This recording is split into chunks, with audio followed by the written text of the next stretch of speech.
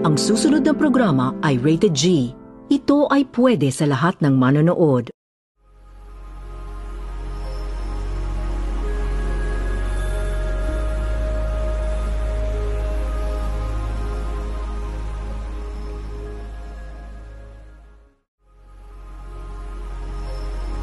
Ang alamat ni Malakas at Maganda. Si Malakas at si Maganda ang alamat ng unang Pilipino. Noong unang panahon, nag-iisa lamang ang Diyos sa kalawakan. Naging malungkutin ang Diyos sapagkat wala siyang makita at marinig. Ang araw ay sumisikat na parang ginto ang liwanag, habang sa malayo ay nakasilip ang bilog na buwan. Samantala, ang libong mga tala naman ay walang tigil na nagniningning. Ikinumpas ng Diyos ang kanyang kamay at sa isang iglap nalikha ang daigdig. Sa umpisa, langit at karagatan lamang ang mayroon sa daigdig. Pagkatapos ay nilikha ng Diyos ang haring ibon, at ito ay lumipad sa himpapawid at nagsimula ng maglakbay. Sa paglalakbay ng haring ibon ay puro karagatan lamang ang kanyang natanaw. Unti-unti ay nakaramdam ng pagod ang haring ibon. Naawa ang Diyos kaya siya ay nagpadala ng mga bato galing sa kalawakan.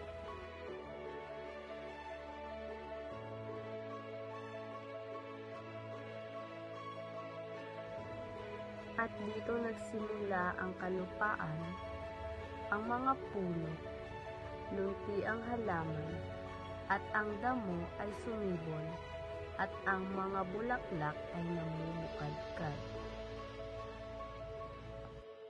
Ang mga dagat ay umaalon, at ang mga ilog ay umaagos. Nagliparan ang mga ibon sa himpapawid at nag-aawitan.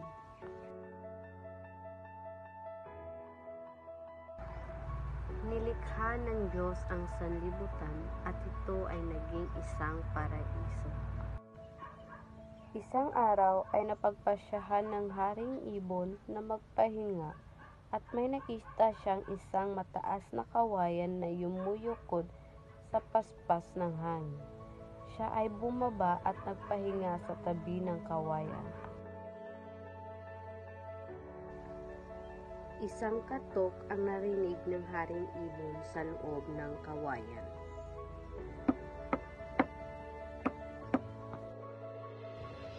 "Palayain mo ako dito, haring ibon," ang sabi ng misteryosong nilalang sa loob ng kawayan. "Baka ito ay isang patibong," ang naisip ng ibon. Maya-maya, may isang butiki na gumapang sa kawayan. Gutom na gutom ang haring ibon, kaya agad na tinukma ang butiki. Ngunit hindi nahuli. Sa lakas ng kanyang pagtuktok ay nabiyak ito.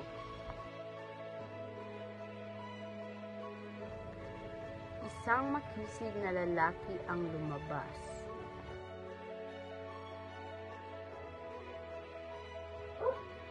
"Maraming salamat sa iyo, hari ng mga ibon. Ako si Malakas. Tuktukin mo muli ang kawayan, iyong palabasin ang aking kasama."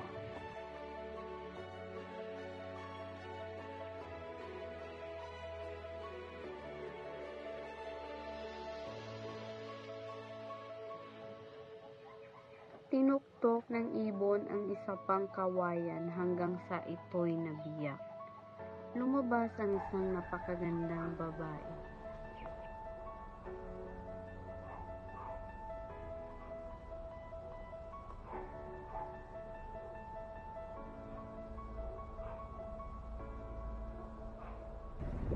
Siya nga pala si Maganda, ang aking asawa. Dinala ng Haring Ibon si Malakas at si Maganda sa pulong luntian na kumikinang sa sikat ng araw.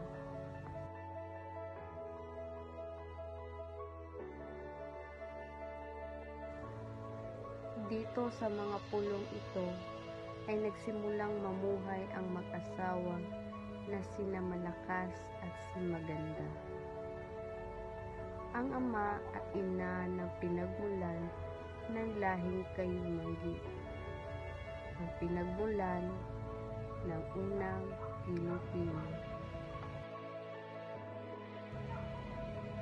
At dito nagtatapos ang kwento ng alamat ni Malakas at Maganda.